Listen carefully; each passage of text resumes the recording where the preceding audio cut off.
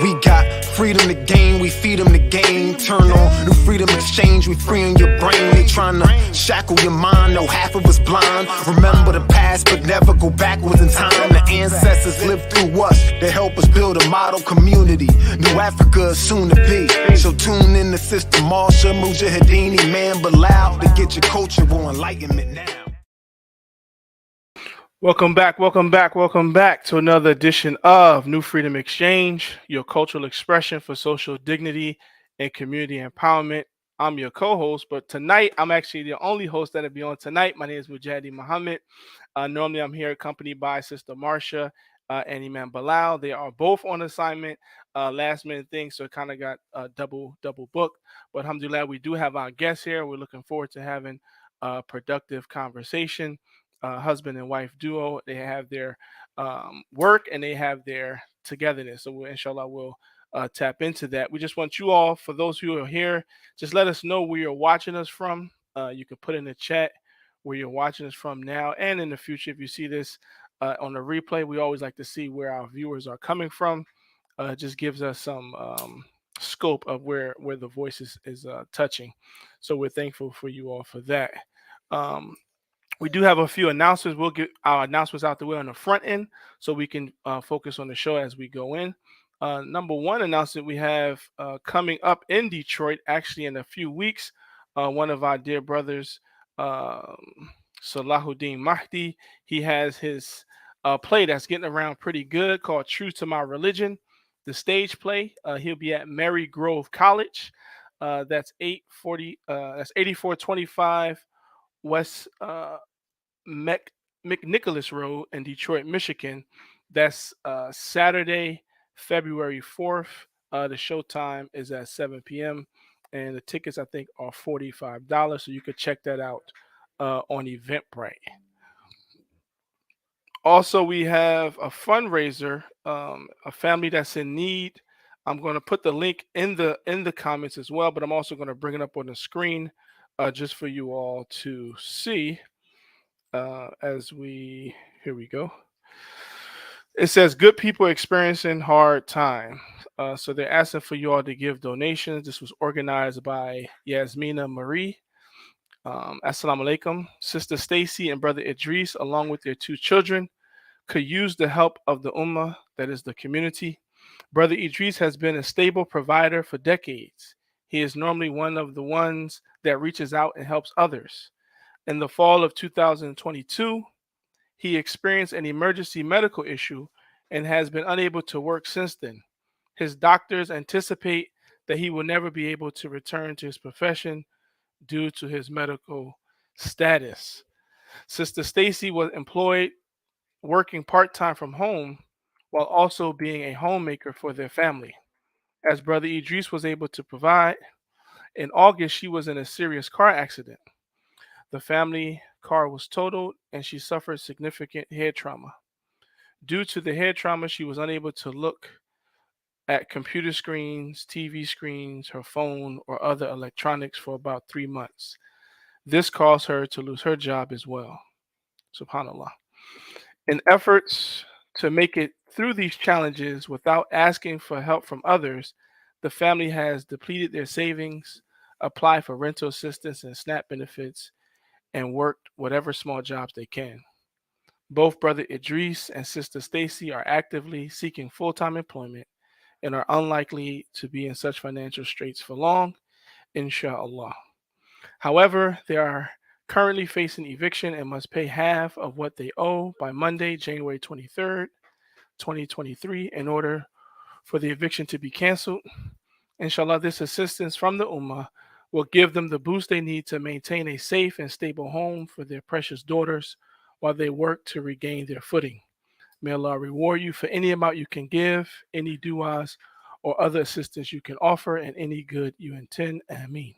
So again, we'll put this link in the comments for anyone who is able to at least share it if you can't donate. But if you can donate, as they said, any amount will help go towards this fund. And Allah knows best, all of us, as we go through these different challenges, that Allah has given us a community that we should be able to depend on, inshallah. So we do have a sister here, Sister Mahasin, one of our loyal listeners. She's on live with us. She gives salam. She says she's from New Africa, New York. Okay, greetings, Sister Mahasin. Thank you. Okay, so without further ado, we'll read our bio of our two guests. We don't want to belabor the intro. We also have, oh, that was the Muslim Journal is also on with us as well. Our long-standing newspaper, 60 plus years of independent Islamic journalism. So we do have our two guests here. I'm going to read their bio, um, and we're also going to put the information of their book and their contact information as we go along throughout the show. We'll start off with who do I have here first?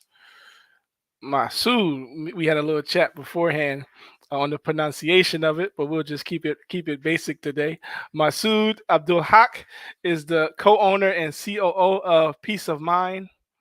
Uh, oh no, that's a typo. That's the sister, right? I think Sister Dr. Noor Jihan. Oh no, let me read what it says. Let me stick to the script. Masood Abdul-Haqq is the co-owner, that makes sense, and COO of Peace of Mind Pediatrics, a primary healthcare clinic for a primary healthcare clinic group for families with children. Masood's adolescent t-shirt company eventually grew into a multi-million-dollar clothing brand, which ignited a passion for business. We want to talk on that because that's very common among the young people putting their creative content on t-shirts and building it out. So we look forward to having some insights on that. Masood married his wife, Dr. Jihan, in 2009. In 2015, the couple combined powers to open POMP, an evidence-based medical facility with award-winning hospitality. In 2018, he obtained a bachelor's in business law from the University of Central Oklahoma. Masood currently serves as chairman at Masjid Mu'min, Oklahoma's first mosque, teaches a Quran memorization class, and spearheads the Oasis Project, a 6,000 square feet commercial project that will increase social capital on the east side of OKC for years to come. He has published several op-eds and essays on being black and Muslim. Masood and Dr. Jihan live in Oklahoma City with their three exceptional children. And now also Dr. Noor Jihan Abdul-Haqq is the board certified pediatrician from Oklahoma City. She's a proud graduate of the Oklahoma City of Science and Mathematics. She graduated from Spelman College with honors with a degree in biochemistry. Her medical school and residency training were completed through Morehouse School of Medicine, where she was active with various medical organizations. She has done medical work in Barbados, Dominican Republic, and Mexico. Her awards include the Leonard Toe Humanism in Medicine Award, Practitioner of Excellence Award from Sisters United Organization, Journal Records Achievers Under 40 Award, and Outstanding Minority Owned Business Leader. She's received a regional award for her work in the OKC chapter of Jack and Jill of America for providing STEM opportunities for youth. Moet recently, she was honored as a healthcare hero by the Journal Record. Dr. Abdul-Haqq has been interviewed numerous times on local radio, TV, and print media. She also obviously is married to Masood as her loving husband. She's a proud parent of three children as well, and she's also a member of the Masjid Mu'min in OKC. Without further ado, I introduce to you the little drum roll.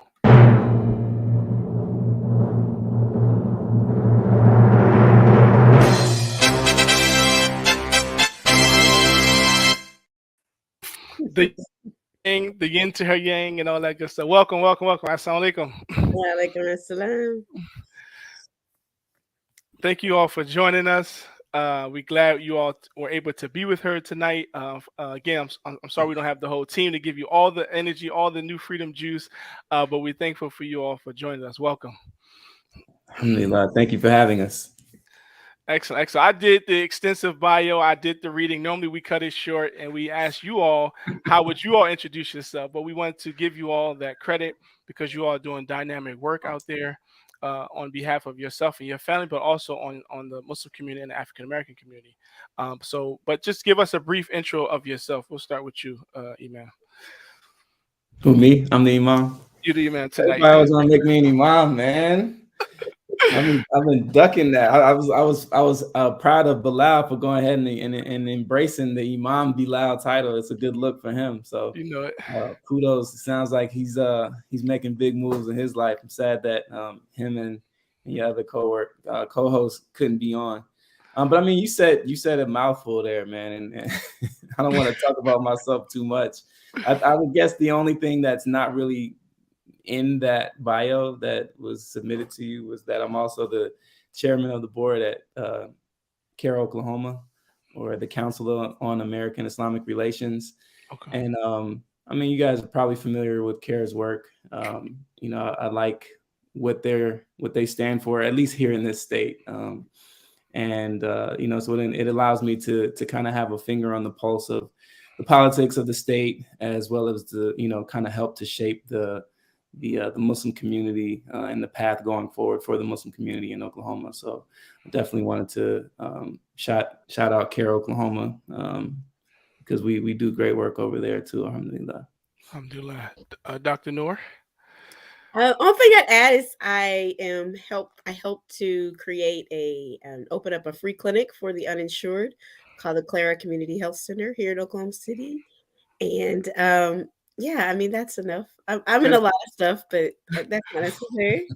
Excellent, excellent. Okay, we'll unpack some of this stuff. Normally in our discussions, we like to, you know, go back a little bit and then come forward and then talk about the future. So, and you all's, I guess, upbringing as Muslims or African Americans,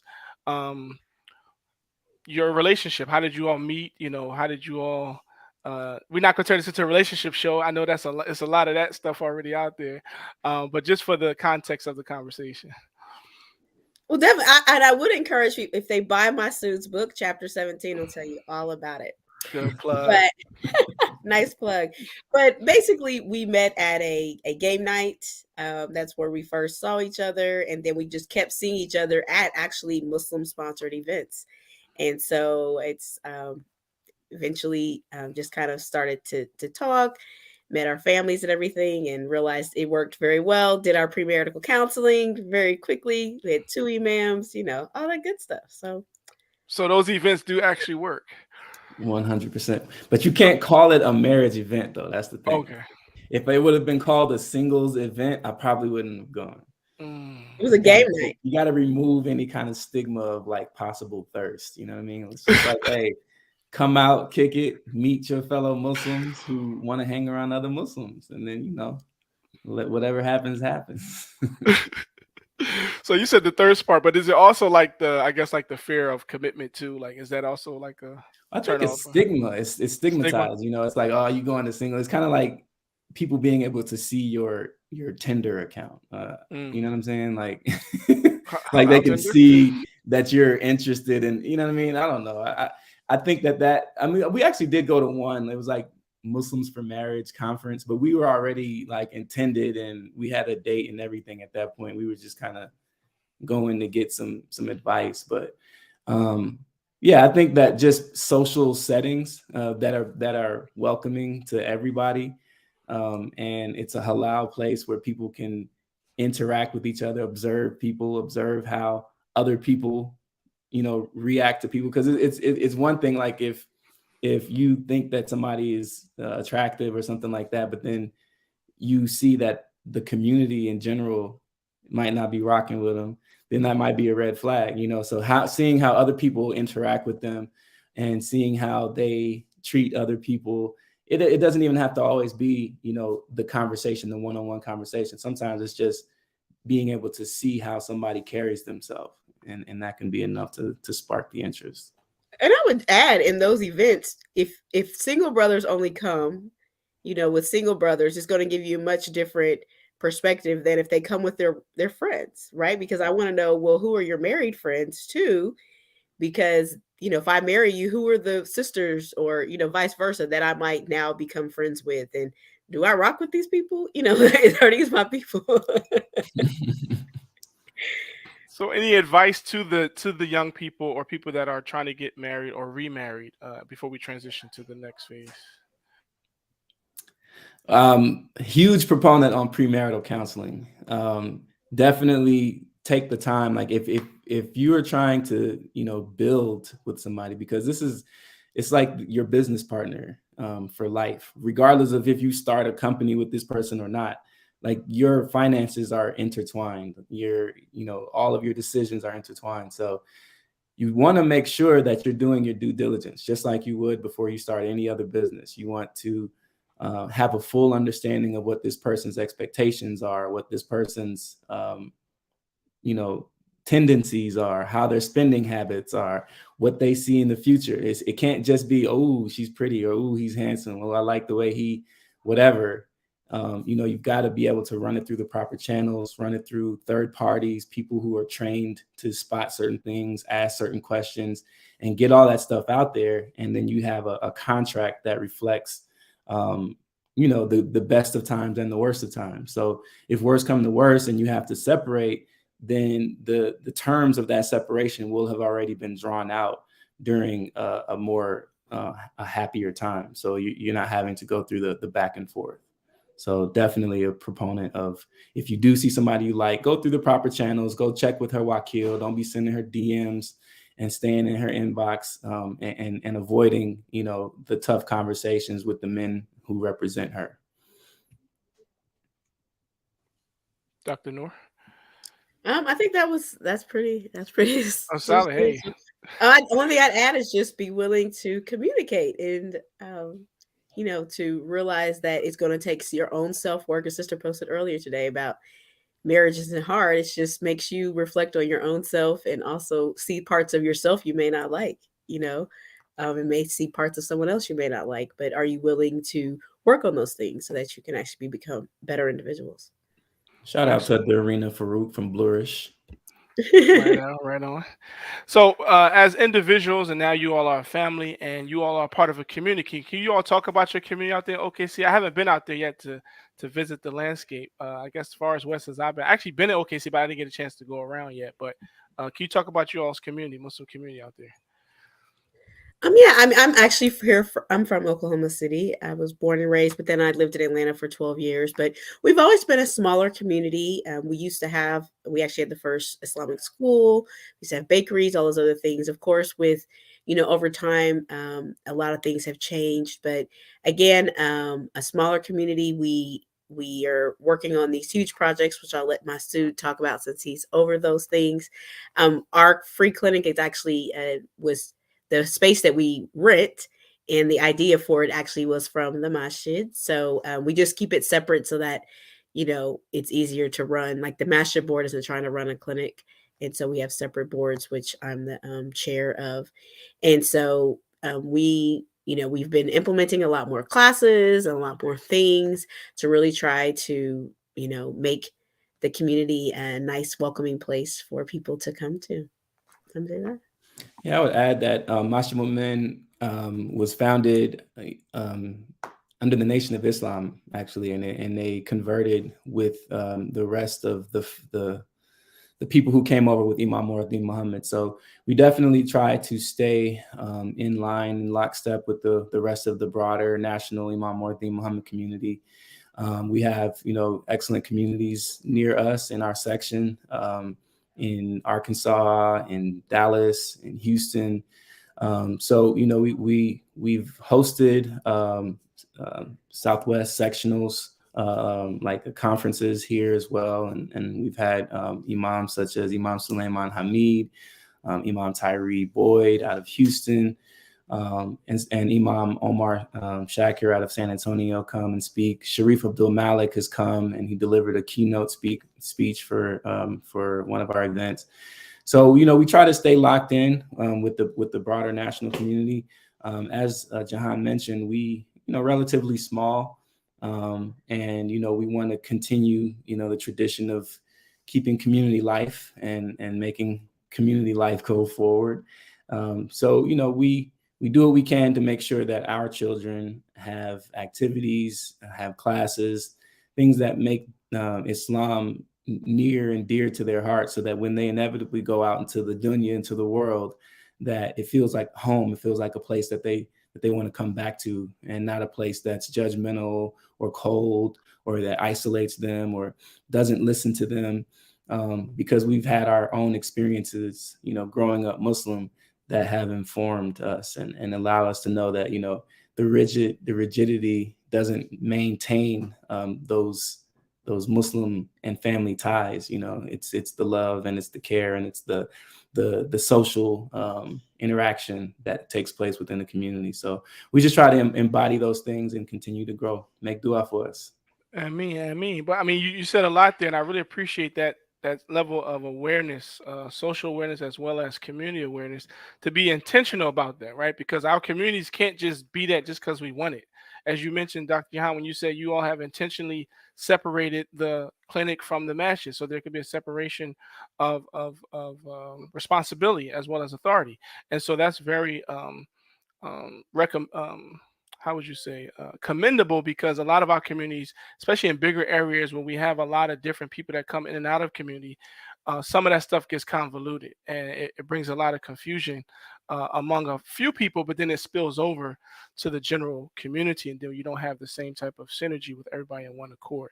So I really appreciate you sharing that. So I guess now we could talk about a little bit more about some of the projects that the masjid is doing, that you all are working with in your community. Yeah, so we're in the middle of phase 2 of a 4-phase project. The first phase was completed in 2017. It's the new structure that we're currently in. We built it from the ground up, and the second phase now involved us demolishing the original building. We tried to save it, but it was riddled with asbestos. So we had to get rid of the asbestos and tear it down. But in its place, and in the lot adjacent to it, we're building basically a shopping plaza, a retail space, 6,000 square feet. We're looking for retail vendors now as we speak. But the idea is that the money that comes from those buildings, from those businesses, they'll go directly to the community. So it'll allow us to operate at a higher level that doesn't only, rely on zakat and sadaqah. It allows us to have a stream of income that will hopefully attract other people from around the country, other qualified people who can teach and lead. And, finally, that's phase 2. Once that's done and that money starts coming in, we plan on building a larger mosque, a larger masjid on a more prominent corner of our lot. It's a throughway that goes directly from Interstate 35 to the state capitol building. So they tried to displace us from there several times because they know that whole corridor is going to be extremely important and valuable. And they tried to trade larger land with us in other nondescript places. We declined, and we're going forward with that. So that building will be a symbol of Islam in this state. And then when that happens, the building that we're currently in will turn into a community center. So we hope to have a strong educational component, helping children in the neighborhood with learning, education, tutoring, making the facility open to everyone, so that it's a benefit to the community at large and not just the Muslims. Oh, and the fourth phase, after we're done with that, will be affordable housing for our seniors. We do have an aging community, and we wanted to make sure that they're still close enough that we can take care of them, keep an eye on them, secure them, and that they have access to all of the amenities that we're building now. Excellent, excellent. Before we go on, I do want to talk about that. You mentioned about that them trying to displace you or move you guys in another area. I'm into real estate development a little bit, and I mean my thing is really about neighborhood development and history, how that whole shift of I've been studying lately the whole urban renewal experience that our community has been targeted throughout the country on a scale. And when you just said that, it's like as I'm studying these things, I'm like, we're going to be challenged with that as well as Muslims in our communities and our organizations where our institutions are. Because as you mentioned, coming from the Nation of Islam, a lot of our communities were in strategic places that are in that process of being redeveloped, and so we're going to be faced with those same challenges that our African American people, church, and others have been faced with over the last several decades. So, can you all speak to that a little bit? I mean, it's just important what we because I guess we moved back here right when a lot of those discussions were taking place. And a lot of our input was, do you understand you're 2 blocks from the governor's mansion? You're 2 blocks from the governor's mansion. Like they had already taken people's homes and done all types of things right across from the governor's mansion. And so the reality is this is prime real estate.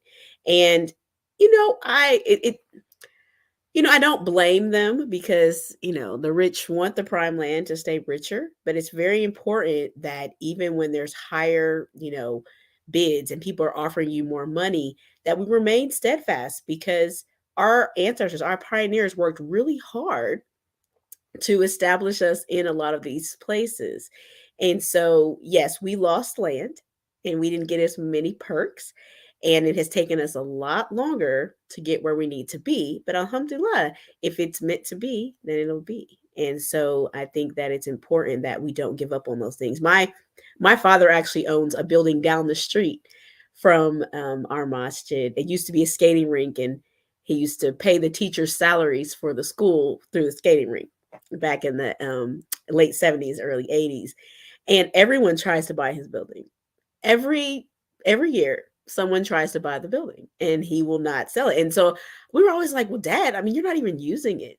And he's like, so you don't understand. And so alhamdulillah, very early on, we learned the value of land and ownership of properties and things like that. And so I'm glad that we didn't sell because inshallah, great things are going to happen.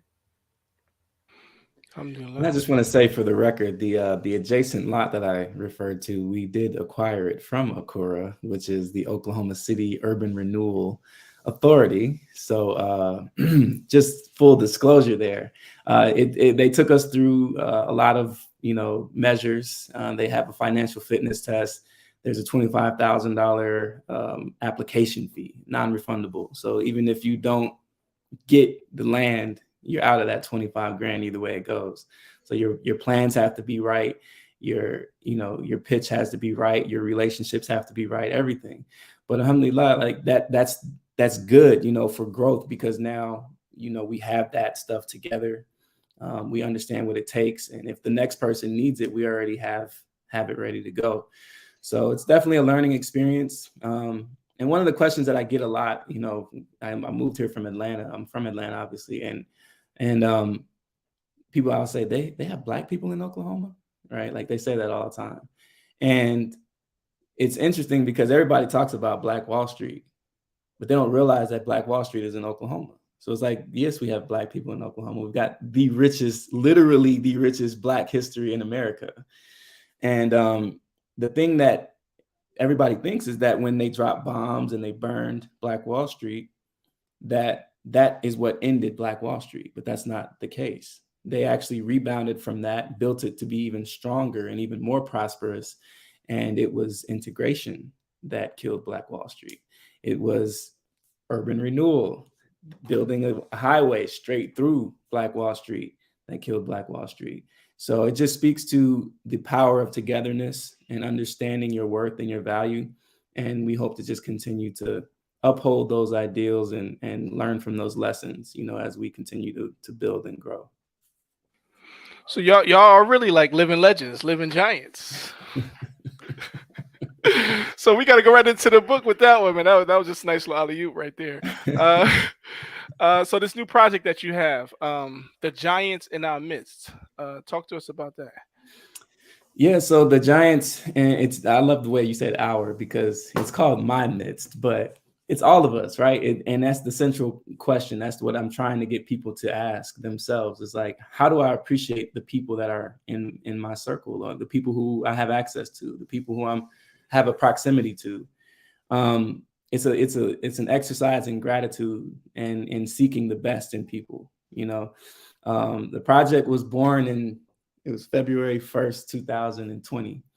I'd logged on to Facebook like everybody else. I'm scrolling and I see black and white pictures of, George Washington Carver, Martin Luther King, Malcolm X, Rosa Parks. We love these people. Alhamdulillah, great. They're being featured. Black and white, though, bothers me, as far as when we're talking about the people who have stature and who are worth mentioning and who are worth remembering, because it tells you that you don't, it's like you have to go back 50 years or more to find exemplary examples of what Black people are or should look like. And it just didn't sit well with me. So I was like, you know what? I'm going to write an essay a day, every day of Black History Month, about people who are living right now, not necessarily even famous, just people in my circle. And I'm gonna come up with something dope about them, right? Like I'm gonna tell a story that tells, that just educates the reader on somebody who's dope, who's living, who's Black, right? So an essay a day for 28 days. Each day it got bigger and bigger and bigger. And toward the end, we had like an appreciation kind of wrap-up show. Sabria Mills and Jermaine Carey hosted it. It was a huge hit, did over 10,000 views like live, and then it grew to like 50 after the show. And there was like a loud demand for the book, for the series to be made into book form. The loudest demand was that lady right there. And so she's pushing me every day, like, you owe, kind of almost like you owe these people this story, this book. And I was like, all right, fine. So I put it all together, and it was only like 60 or 70 pages. And I know there's a lot of people out here putting out pamphlets and calling themselves authors these days, but I've always been like an essayist and an article guy. And I knew that my first foray into the publishing game, to the author game, it had to come correct. I wasn't just a guy who wanted to write a book. I'm actually a writer. I made money writing for years. And I was like, I wanted my first book to be a real book. So I was like, it's cool because it mentions these people. It's 50, 60 or 70 pages, but it's not enough, right? You need to be able to tell an arc. You need to be able to say, okay, these people inspired you to what and from what. So it took me about a year to really be comfortable with the from what. So I wrote more about people in my foundation. And then I was kind of, she said I was bad. She said I was bad when I was, I had my little hot boy phase or whatever. So there was some foundation, and then there was some reformation, you know what I mean? So it's told through the stories, of people during these phases of my life, like my interactions with these people. And then I extract a principle from each one of them, like for instance, Bashir Jones is the last one. And Bashir Jones to me was kind of like somebody who, to me, he had like a lot of the very same that I had. And I'd always see him, but he used his tools way differently. Like he lived out loud. He just put it out there. You know what I mean? And that was my lesson from him. So his giant principle was live out loud, stuff like that. So the principles are things that anybody who's seeking success could take and apply to their own journey. And at the end of the day, I want people to evaluate their own lives and identify their giants and tell them thank you. Nice. So how is that, Dr. Noor, living with the author of The Giant? Well, what's great is that when we first met, a lot of how I got to actually know him was through, he had lots of writings on Facebook. And one of them was Little Brother. And for years, I tried to get him to write Little Brother. and make it into a lot of things, right? Movie script, all types of stuff. And so in the Giant, you're actually going to get a little bit of little brother, not completely. There's still a lot more to little brother, but you get a lot of that in there. And so for me, it was very exciting because I knew that he is such a great writer and has had so many diverse experiences that most people have never had. And I felt like it should be shown, it should be known. And alhamdulillah, it's come. He has another book too, so next year. That's right. That's right.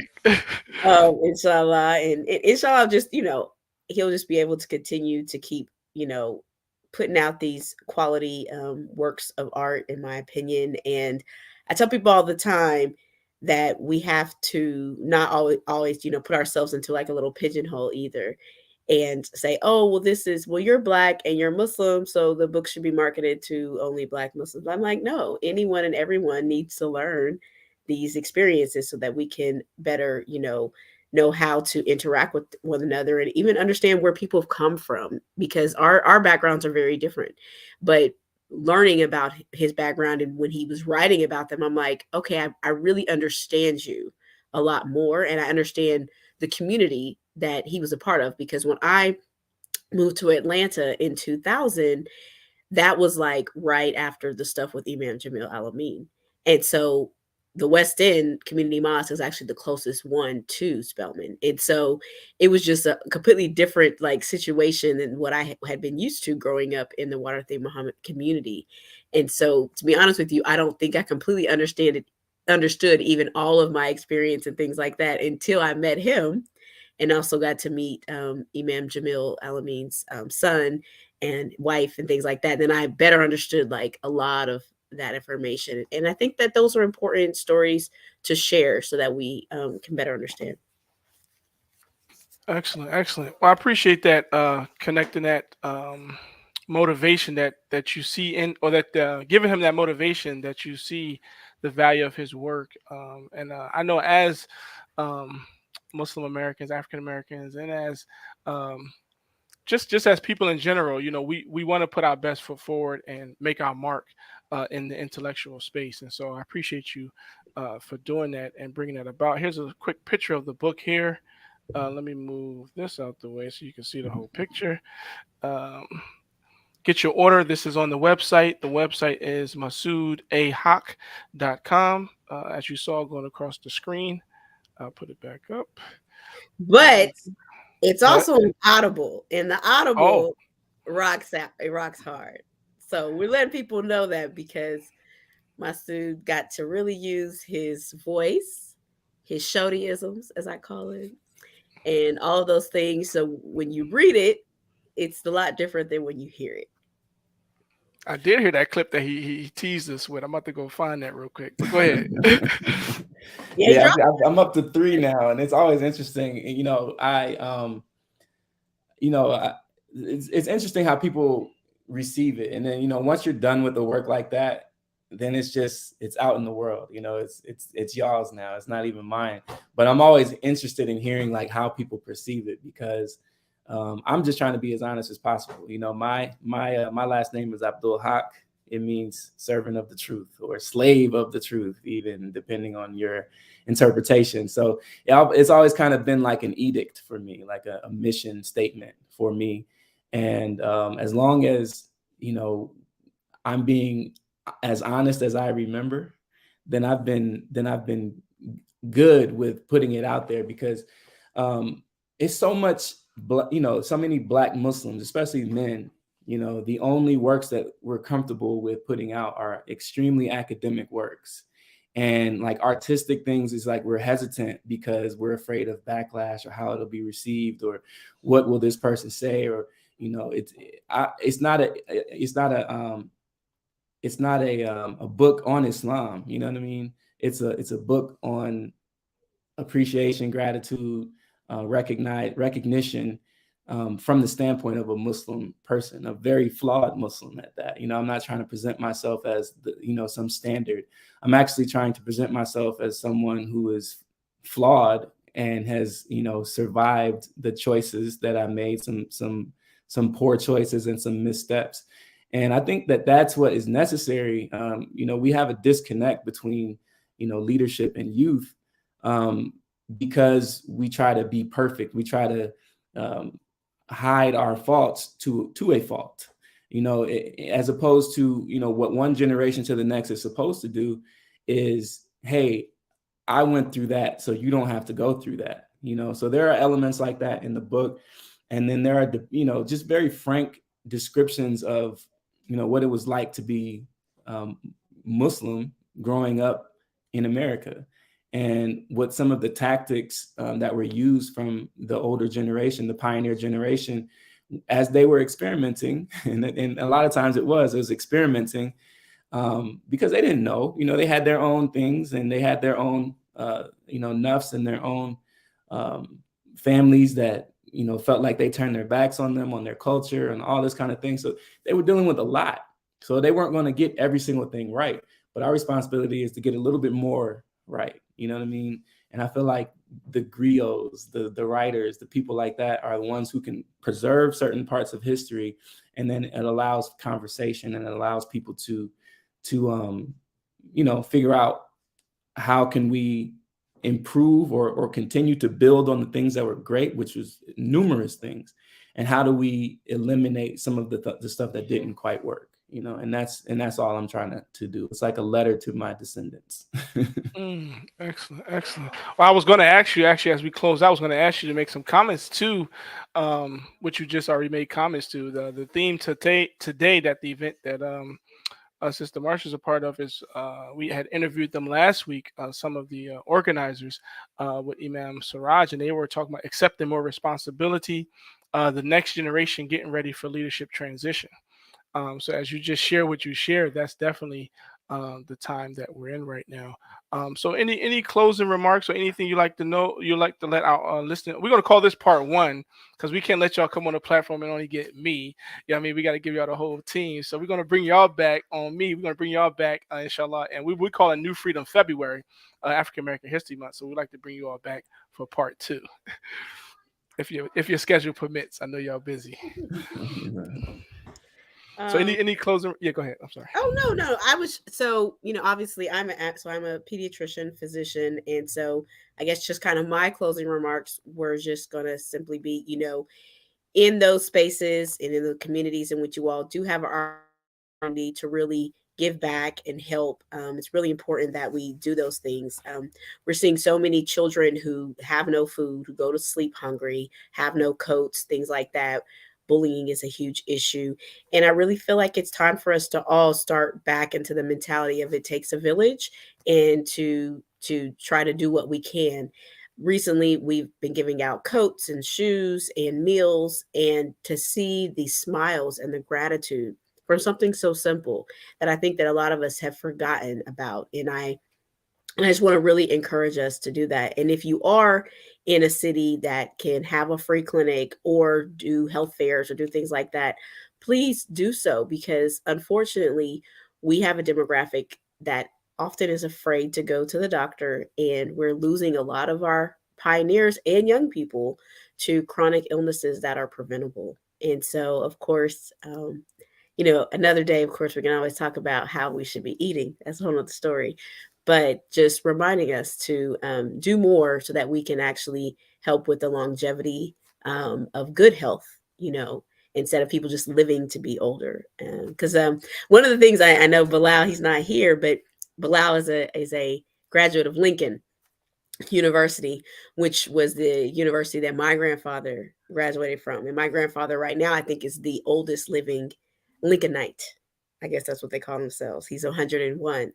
And so definitely learned a lot from him over the years about how you kind of get there. And alhamdulillah. So definitely a part two is always welcome. And I guess my closing remarks would just be to encourage everyone to develop an attitude of gratefulness, of gratitude, and appreciation, looking for the good in everybody else. We all have flaws. We know Allah subhanahu wa ta'ala said that, he created us to toil and to struggle, but, if we seek out the greatness in the people who Allah subhanahu wa ta'ala puts in our path, then it will increase our appreciation for Allah. If just by looking for the good in his creation, you know, it's like one of the unfortunate sides of my project is it's a project of appreciation, and you'll still have people who will call you and say, well, you know, you put this person in your book, and let me tell you this bad thing about this person. And I'm like, I didn't say they were the saints in my midst. I didn't say they were the angels or the perfect people in my midst. I'm just saying these were people who at this time I gleaned something that I could use. So I just encourage everyone to continue to look for positive in all that we do and everyone that we encounter. If you can't see enough positive, just stay away from those people. But don't block blessings by, you know, countering someone who is saying or doing something good. That's all. Facts. I'm about to do a mic drop on that one, man, because you know some people get carried away. But again, we thank you all for joining us, Masood Abdul-Haqq and Dr. Noor Jihan Abdul-Haqq. We're looking forward to our part 2. I did have one more announcement for our listening and video audience.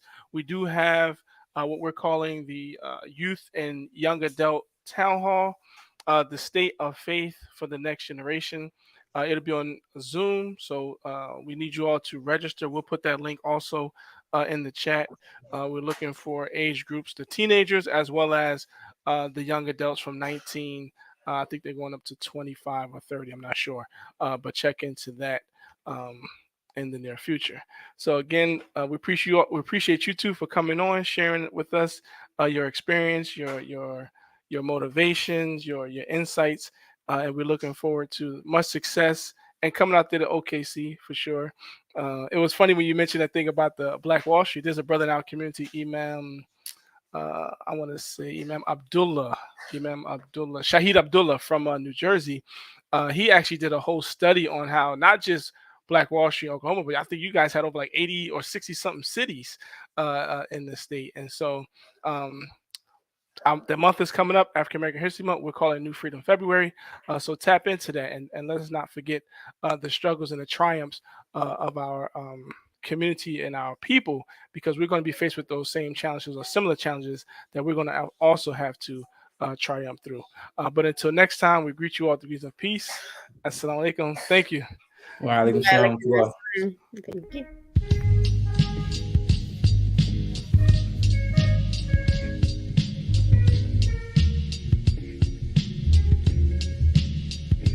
Legacy, legacy, brothers and sisters, let's celebrate. Legacy, legacy, Muslim Journal, 60 years today. Legacy, legacy, our history, our perspective, our way. Legacy, legacy, Islam is our path, success away. Legacy, legacy, visit MuslimJournal.net online. Legacy, legacy, text sponsor the 999. Legacy, legacy, 999. Legacy, legacy, MuslimJournal.net online. Legacy, legacy, brothers and sisters, let's celebrate. Legacy, legacy, Muslim Journal, 60 years today. Legacy, legacy, our history, our perspective, our way. Legacy, legacy, Islam is our path, success away. Legacy, legacy, visit MuslimJournal.net online. Legacy, legacy, text sponsor the 999. Legacy, legacy, 999. Legacy, legacy, MuslimJournal.net online.